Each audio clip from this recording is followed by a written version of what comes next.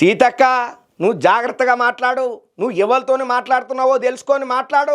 నేను మంచి మాటలు చెప్తున్నా, నోరు అదుపులో పెట్టుకో, తస్మా జాగ్రత్త అని చెప్పి డైరెక్ట్ సీతక్కకే వార్నింగ్ ఇచ్చిండు ఆ పెద్ద మనిషి. ఇక మరి సీతక్కకు వార్నింగ్ ఇస్తే సీతక్క ఊకుంటుందా? సీతక్క కూడా గట్టిగానే కౌంటర్ ఇచ్చింది. మరి ఇంతకు ఆ కామెంట్ చేసింది ఎవరు?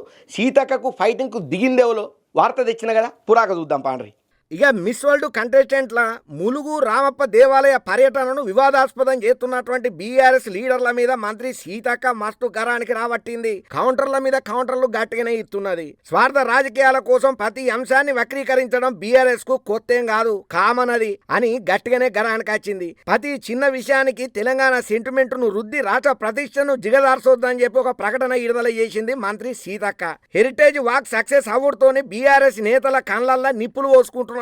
కోడిగుడ్డు మీద ఈకలు వీకే ప్రయత్నం చేస్తున్నారని చెప్పి గట్టిగానే గరానికి వచ్చింది. ఇవాంకా ట్రంప్ వచ్చినప్పుడు తోక పట్టుకొని తిరిగిన నాయకుడు ఎటువంటి సంస్కృతి సంప్రదాయాలను పాటన చేసిండో అందరికి తెలుసునని చెప్పి గట్టిగానే ఎడ్డించుకుంటా మాట్లాడబట్టింది. గిరిజన సాంప్రదాయంలో గుళ్ళలోకి కాళ్ళు కడుక్కొని పోవుడు సాంప్రదాయం. అదే అక్కడ పాటిస్తారు. అందులో ఒక ఈవెంట్ మేనేజ్మెంట్ అమ్మాయి అందగత్తెల కాళ్లకు నీళ్లు పోసిందని, దానిని పట్టుకొని తెలంగాణ సర్కారు చేసిందని చెప్పి నిస్సిక్కుగా అబద్ధాలు ప్రచారం చేసుకుంటా బదలాం చేస్తున్నారని చెప్పి సీతక్క మస్తు ఫైర్ అయ్యింది. మరి కవితక్క కాళ్ళ దగ్గర కలెక్టర్ ను కూర్చోబెట్టినప్పుడు, కలెక్టర్ తోని కేసీఆర్ కాళ్ళు మొక్కించుకున్నప్పుడు మీ దురంకారానికి నిదర్శనం కాదా? ఈ ఘటన సమయంలో ఆత్మగౌరవం గుర్తుకు రాలేదా? దానికి వ్యతిరేకంగానే కదా పబ్లిక్ మిమ్మల్ని పక్కన పెట్టిళ్ళు. అధికారం పోయిన తర్వాత పబ్లిక్ ఆత్మగౌరవాలు యాది వచ్చినాయా? తెలంగాణ ఆత్మగౌరవం గురించి మీకు మాట్లాడే అర్హత ఉన్నదా? మీ పార్టీ పేర్ల నుంచి తెలంగాణనే తీసేసిల్లు కదా అని చెప్పి సీతక్క మస్తు ఫైర్ అయ్యింది బీఆర్ఎస్ లీడర్ల మీద, బీఆర్ఎస్ పార్టీ మీద.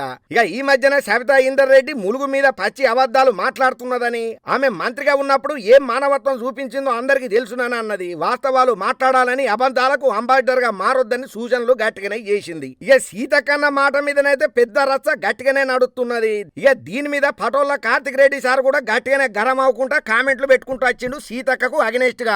మాజీ మంత్రి సవితా ఇందర్ రెడ్డిని ఉద్దేశం చేసుకుంటా అబద్ధాలకు బాండ్ అంబాసిడర్ గా మారకు అనుకుంటా మాట్లాడినటువంటి మంత్రి సీతక్కను బీఆర్ఎస్ లీడర్ అయినటువంటి పటోళ్ళ కార్తిక్ రెడ్డి కౌంటర్ ఇచ్చుకుంటా వచ్చిండు. సీతక్క నోరు జాగ్రత్త, మీరు మాట్లాడేది ఒక మహిళ గురించనే ముచ్చడం మీరు మర్చిపోయినరా? ఆ విషయం మీకు యాదగిలేదా అని ఎక్స్ వేదికగా కామెంట్ చేసుకుంటా వచ్చిండు. సర్కారు తప్పిదాన్ని కప్పిపుచ్చుకునే తందుకు మిస్ వరల్డ్ కంటెస్టెంట్ కాళ్ళు గడిగిన మహిళను తప్పు పట్టేటట్టు మాట్లాడడం ఎంతవరకు సమంజసమో మీకు మీరు ఆలోచన చేసుకోవాలని చెప్పి గట్టిగానే గరానికి వచ్చిండు.